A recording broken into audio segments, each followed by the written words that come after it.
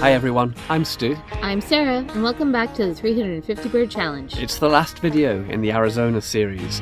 In the next couple of days we'll be travelling around the Tucson area. Stay tuned.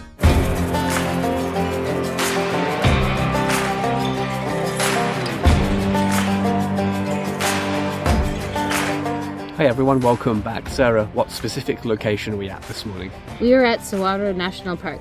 We don't need too many desert birds, we've got quite a few already, but we'll take a look around these nice cactus surroundings. Saguaro National Park is actually kinda split in half by the city of Tucson, so let's take a look. Since you last saw us in our video at Madera Canyon, we're exploring a few areas a bit further north around Tucson. Chief among them are Mount Lemmon to the north of the city, Sweetwater Wetlands within Tucson, and we're now visiting Saguaro National Park, which, as I mentioned, has an area to the east of Tucson and an area to the west. We're beginning this video to the west of the city, here. This Sonoran desert habitat is of course filled with saguaro cacti. It's easy to assume the desert is barren, but life here is remarkably diverse, especially among the birds. This black-tailed gnatcatcher flits nimbly between the saguaro's spines, hunting for tiny insects, and up near the top, among the saguaro's flowers, it strikes gold. Speaking of those remarkable saguaro flowers, here's one hosting a gilded flicker. From April through June, each bloom opens around sunset and remains open into the following morning.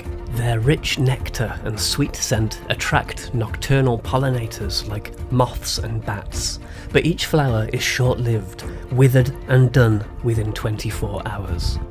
By day, diurnal visitors like this Gila woodpecker arrive to feed on the remaining nectar, and in doing so, they collect pollen and transfer it to other flowers they visit, contributing to the cactus's cross-pollination and reproductive success. Here's another bird, a verdin, taking advantage of the insects drawn to the saguaro's flowers. Other desert birds we've seen in the past, like cactus wrens and woodpeckers, go a step further. They nest within the cactus itself, carving out cavities where the interior stays much cooler than the scorching desert air. We walked a couple of trails, including one simply called the Nature Trail, but it was outside the nearby Visitors Centre that we saw a new species. Up until this point, we'd only picked up the black-throated sparrow of the southeastern sparrows available to us, but we can now add this rufous-winged sparrow, which is also a lifer for us. It looks a lot like a chipping sparrow, but we found that those two black moustache-looking lines, malar lines, running down from the beak were good field markings. We also get lucky in this shot. Where the bird leans down, you can see the rufous wing patch for which it has its name.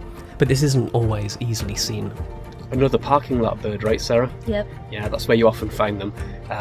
Yeah, another sparrow, not the most inspiring bird, but we'll take it as a lifer. We're going to move on now to Sweetwater. Time for us to leave the desert for now, for Sweetwater Wetlands Park. We made our way back into Tucson, slipping through Gates Pass and the rugged Tucson mountains. Hi everyone and welcome to Sweetwater Wetland Preserve. I have to tell you, it's blindingly hot, but we're going to take a look around here. We're not necessarily going to show you birds we've already seen before. I highly recommend looking back at previous Arizona videos if you want to see a plethora of birds and enjoy seeing them with us for the first time. In the meantime, let's take a quick walk around here, see if we can find anything new.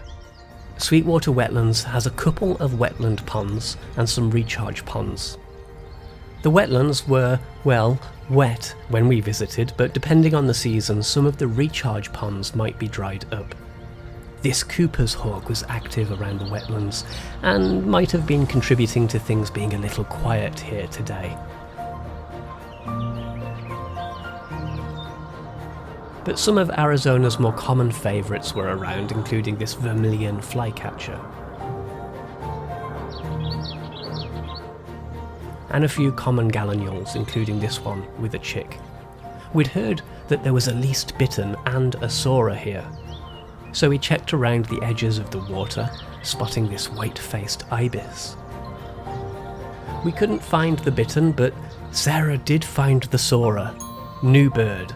It was very well hidden, but with some patience, it did eventually reveal itself for a little bit longer.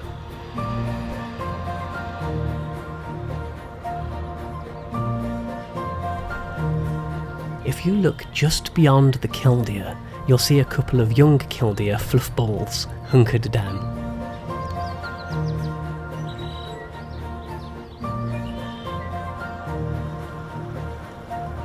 Those were our notable sightings, but as I've said before, we don't want to repeatedly show you the same birds too many times. We did see other species like herons, doves, kingbirds, and so on. Okay guys, a few looks at birds closer up than we've seen them before, a few interesting shots, and Sarah spotted a soarer. So far today we've gotten 2 new birds, so that will really help us with the challenge. The soarer we can get in Ontario if we're fortunate, so the sparrow is one that we can't, so that one there's a big help towards $3.50. Before we were finished for the day, Sarah wanted to go back to Saguaro National Park now that the visitors centre would be open. She likes to collect stickers for her US National Parks Passport sticker book, and it would be a shame to have missed this one when we were here earlier in the morning. What other stamps do you have in your little book, Sarah? Joshua Tree, Point Reyes, Muir Woods, Grand Canyon. And then I have Navajo Bridge somewhere. Dry Tortugas, Everglades. Go watch our Florida videos.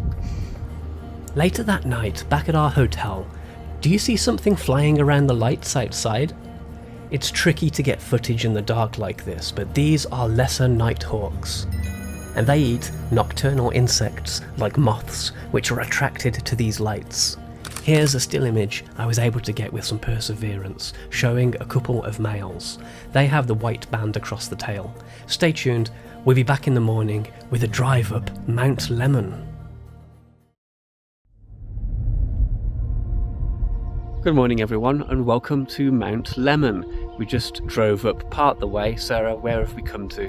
We are at Rose Canyon and Lake. Before we start with that, let's just take a quick look at Mount Lemmon.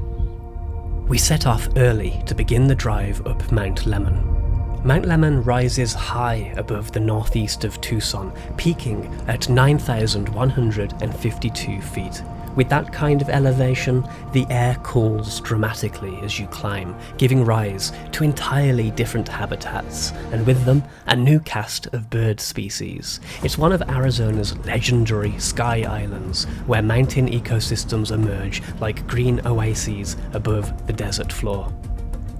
The drive up is beautifully scenic along rocky cliffs and winding roads. It's just under 20 miles from the base of Mount Lemmon up to Rose Canyon Lake, where we planned to start our birding. We stopped at a couple of scenic lookouts on the way up, so it took us about 45 minutes to get there. From the parking, we made our way towards the lake. We saw a few birds on our way down. This one is a black-headed grosbeak, but you can hear all of the bird chatter in the background. Quite a few Steller's jays around, which show a preference for the pine oak and coniferous forest found at higher elevations in Arizona. Here's another that has found some tent caterpillars to feast on. Rose Canyon Lake is stunning, especially at dawn like this.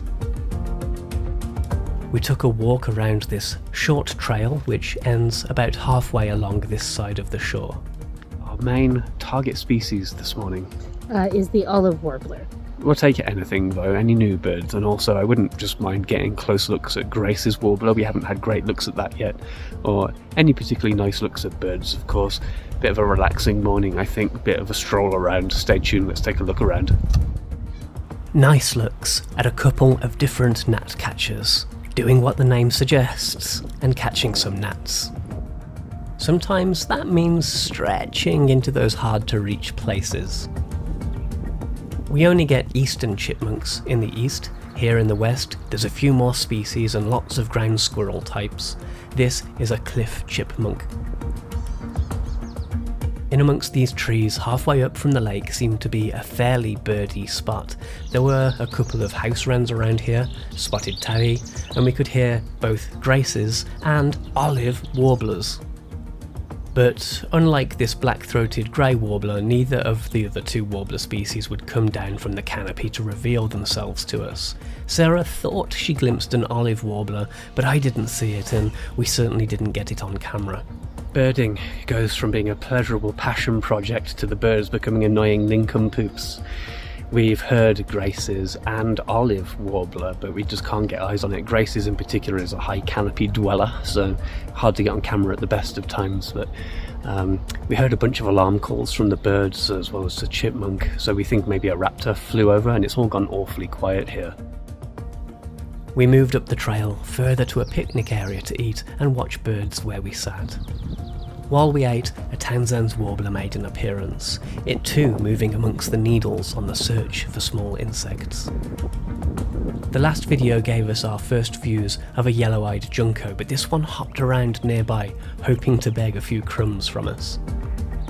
This is another pine oak woodland bird of higher elevations, and it's a year-round resident here, unlike the dark-eyed junco, which only winters in the lowlands before either migrating north or upslope to cooler temperatures. We watched this raven appear to hop in place a couple of times. Not sure of the reason for that, but they're smart birds, and smarter birds have a tendency to goof around, so I put it to you that this bird is a goof. Thankfully, Mount Lemmon wasn't a bust. This is a Hammond's flycatcher, a lifer that we managed to ID from the sound of its call. Back in the car, we wanted to see the visitors centre. Well, we've just decided to pay a visit to the visitors centre, and sure enough, tame as anything, Grace's warbler on show very nicely for us. In fact, one even hopped down onto the ground and was picking around underneath the vehicle, so that ended up being fairly easy. So I guess that just leaves olive warbler. Having only seen a Grace's warbler at distance and height, and having spent an hour chasing it and the olive warbler, this one was just hanging around on the ground in the parking lot, even if I did miss the focus a little bit.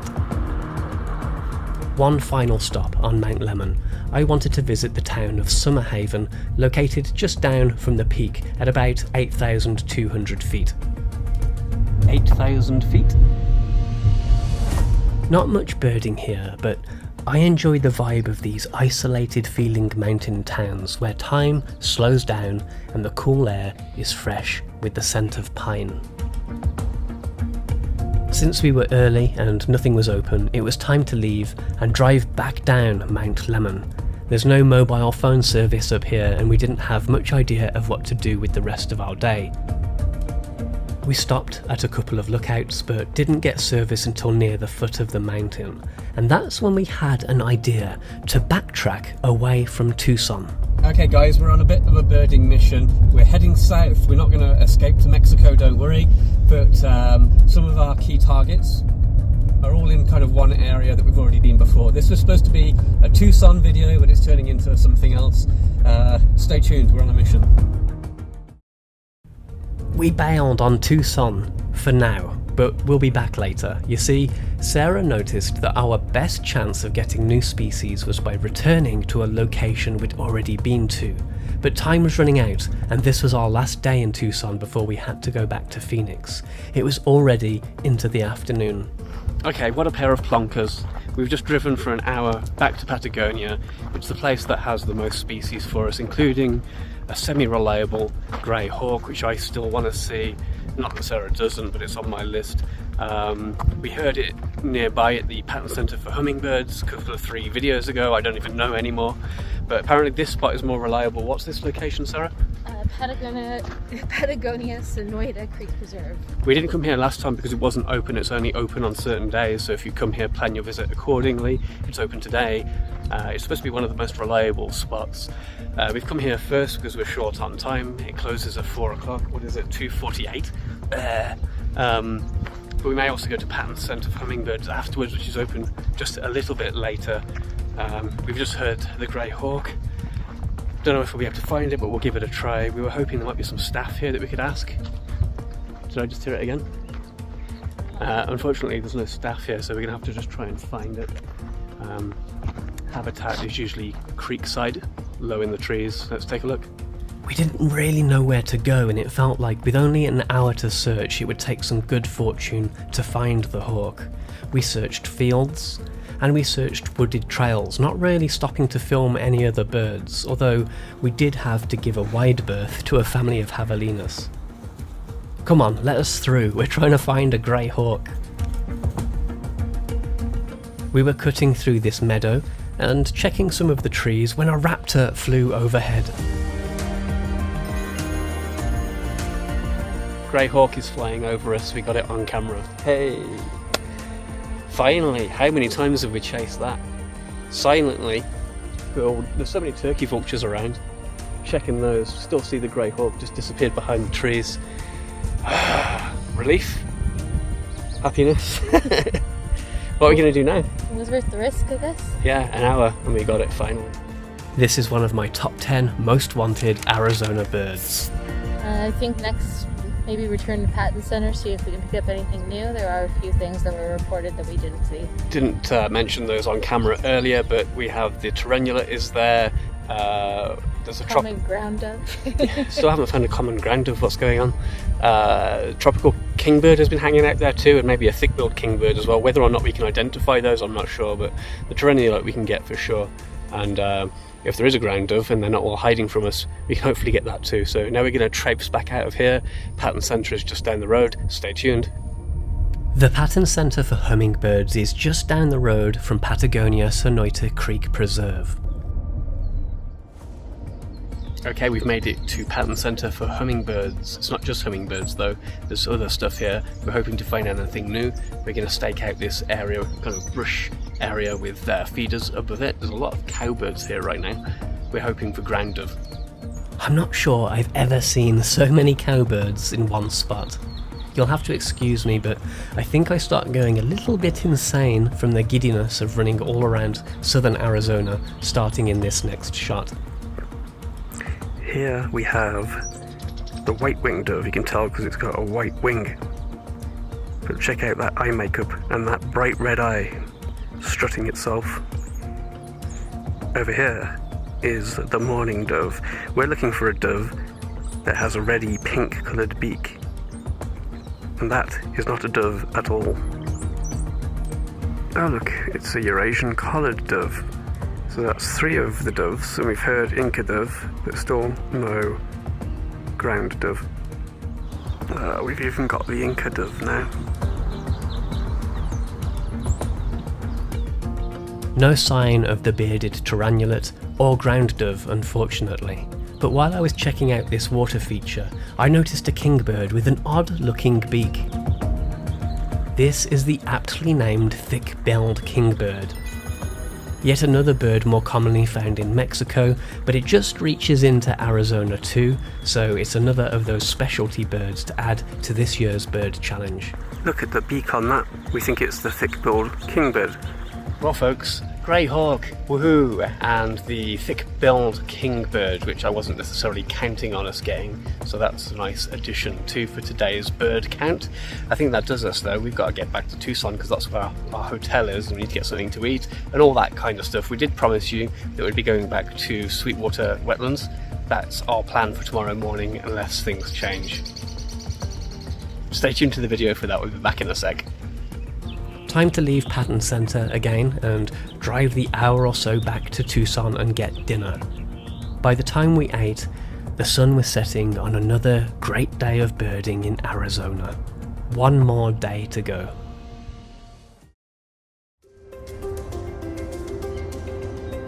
Good morning everyone and welcome to Sweetwater Wetland Preserve. Sarah, there's been a pretty skulky, difficult to find bird that has been reported here for a few days.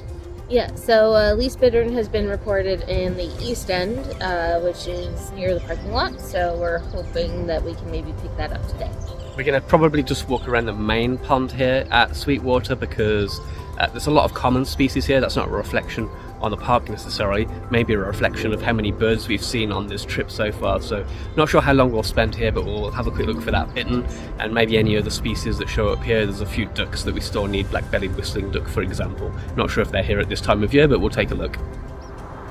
That cool-looking, blue-billed, in breeding plumage ruddy duck is still here, around where we suspect the least bittern was, but I'm afraid we weren't able to find it. Really nice views of a pair of greater roadrunners though. They were working on building a nest. We didn't have much time to spend here and we didn't see any new birds, but do you remember the Cooper's hawk from the last time that we were here? We got really close looks at it this time, with bird alarm calls going off all over the place because it got a recent kill. Some kind of kingbird, I think. Okay guys, I think we're done at Sweetwater. We did look for the bittern but didn't have much joy finding it. We have a rough idea of where it is. It's quite a large area, and you know least bitterns, they're pretty hard to find at the best of times unless it's active or on the edge of the reeds. It's going to be very difficult to find it, but we did have nice interactions with a roadrunner. It's the first one we've seen in the wild. Every other one we've seen has been outside a hotel. We think the hotels here are employing them as bellboys, so good to see that. What else did we see? Got really nice looks at a Cooper's hawk with prey in its talons. Yeah, time for us to move on. We're not sure where yet. Sarah's doing a little bit of research, looking at our targets, trying to find a good spot, because it's our last day. We have to head back to Phoenix today. We'll do some birding along the way. Stay tuned, we'll be back in a sec. Long-time subscribers to the channel may recall that we narrowly missed a crested caracara last year in Florida. Well, we had a lead on one here in southern Arizona and just enough time to try to find it. Okay guys, another one of our silly birding missions.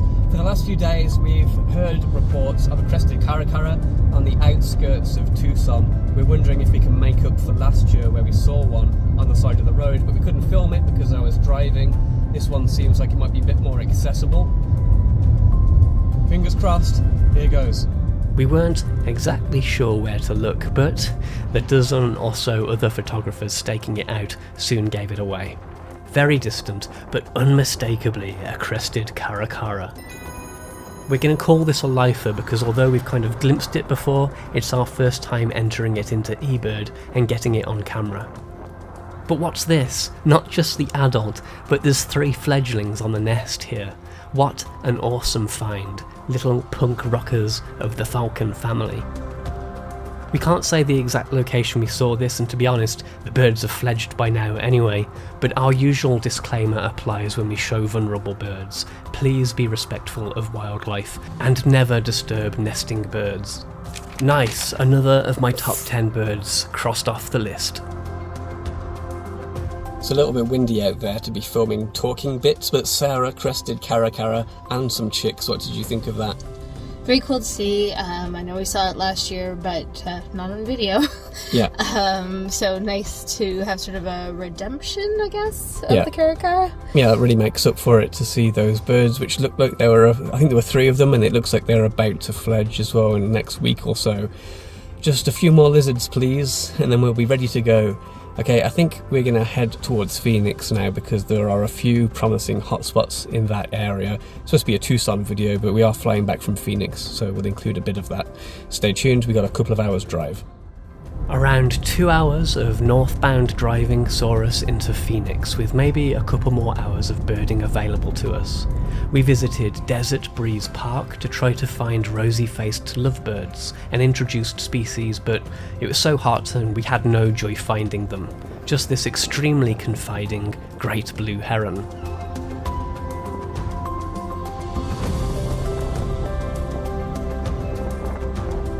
So we moved on to a new stop in what was becoming incredibly uncomfortable heat. Okay guys, welcome to Phoenix. It's kind of windy, so I'm having to shout. We did stop once at Desert Breeze Park trying to find rosy-faced lovebirds. It's so hot, about 38 degrees. We think that they're roosting. We weren't able to find them. Where are we now, Sarah? Higley and Ocotillo Road Ponds. There's a few things here. It seems to be mostly American widgeon. We have some phalaropes really far out. We're going to try and get a closer look at those. If it's red-necked, which is what has been reported here, that would be a lifer, but they're very far away. We might have to decide that one later. and we saw a phoebe too. We still need Say's phoebe. We need to try and get a diagnostic shot of that bird, see if it's a black phoebe, which we already have, or a Say's phoebe. Anyway, stay tuned. Looks like we might be able to add 2 more birds if we're lucky. Best view I could get of the phoebe, but I can confirm it is a Say's phoebe, which despite our visit to California a couple of years ago, and despite this bird being widespread, this is a lifer. Alright, after looking at these phalaropes for a moment, we're pretty confident they're Wilson's phalaropes, which we've already seen. While here in Arizona, rednecked would have been a lifer. They have been reported here, but today, by the way, is the eBird big day. We were going to do a big day and kind of focus on that through today's part of the video, but by the time this video comes out, with everything from Arizona that I have, it'll probably be 2026 or something, so we haven't really focused on that. Maybe we'll take a look at how many birds we saw today, but we certainly haven't been chasing numbers. We've been chasing species that we need. We're heading back up the trail again. The wind has died down a little bit. Coming to the end of this video now, coming to the end of our trip in Arizona. One last ditch attempt. Actually, I'm afraid that the long-billed dowitchers were the last birds of note that we saw in Arizona. And that, ladies and gentlemen, is our Arizona trip. Alright guys, stay tuned for a chat with me and Sarah summarising our trip in a moment, but first, let's take a look at those top 10 lists. Here's Sarah's, and here's mine. We're going to have to call it a draw. We both ended up getting 7 birds from our 10 plus 1 bonus bird lists. In a moment, we'll talk about our biggest misses, but brief mention to the varied and painted buntings. We were probably too early in the year to see either of those. We also didn't really have any time for night birding, so we didn't come away with the elf owl. Montezuma's quail and American barn owl, well, maybe one day we're going to have an Arizona revenge video. We didn't see any crystal thrashers either, but they're much more active in the winter. One last thing before Sarah and I chat about the trip. Thanks to Nate Peterson from Arizona Birding Guides for help with several identification challenges that we had, especially with flycatchers, and Jason Lush for his contagious enthusiasm and some of his tips for a few of the locations that we visited. Well, it's another birding vacation that draws to a close. They all have to end sometime, I suppose, so until next time, I thought we might just summarise our trip very briefly, talk about some of our favourite places in Arizona. For me, it was almost certainly the mountains. Really enjoyed the feeling of freedom, the fresh air, the smell of pine. Sarah, what kind of places did you like here in Arizona? I liked seeing the variety of landscapes and the variety of birds within those landscapes. So let's talk about the birds. What do you think were some of our biggest misses on this trip? I'm gonna say the pinion jay because we heard it, but unfortunately it was quite far, and unfortunately we weren't able to track it down elsewhere, plus we were on a bit of a time crunch, so it limited the amount of time we could devote to seeing that one. Yeah, that was frustrating. Hear it in the distance, and it's a bird that we really wanted to see. I think mountain bluebird, we have to talk about that too. We didn't get to see that one. Not a difficult bird to find as long as you're at elevation, and it's also a bird that we missed when we visited California a couple of years ago too. Dole. What about some of our favourite birds, Sarah? Maybe it's a recency bias, but I'm gonna go with the crested caracara with the babies. Yeah, that was a pretty cool sighting. For me, I came to Arizona wanting to see the Tanzan warbler, and that was actually on my top 10 list, but I've kind of come away having seen a lot of them, and something that was actually on Sarah's top 10 list was the red-faced warbler. That one was a lot of fun. I'm not sure that Sarah enjoyed the climb as much as me, but we had to hike to quite high elevation and ended up getting really nice shots of the red-faced warbler. I suppose I should also mention the elegant trogon too. That was my dream bird, wasn't it, I think? Yeah. I'm trying to remember my own top 10 list. We ended up seeing probably 3 trogons. We might have seen 4, a couple of them seemed to be following us around. So, very kind of strange bird that had slow, deliberative movements, almost like some kind of animatronic puppet. But yeah, we got to see that too.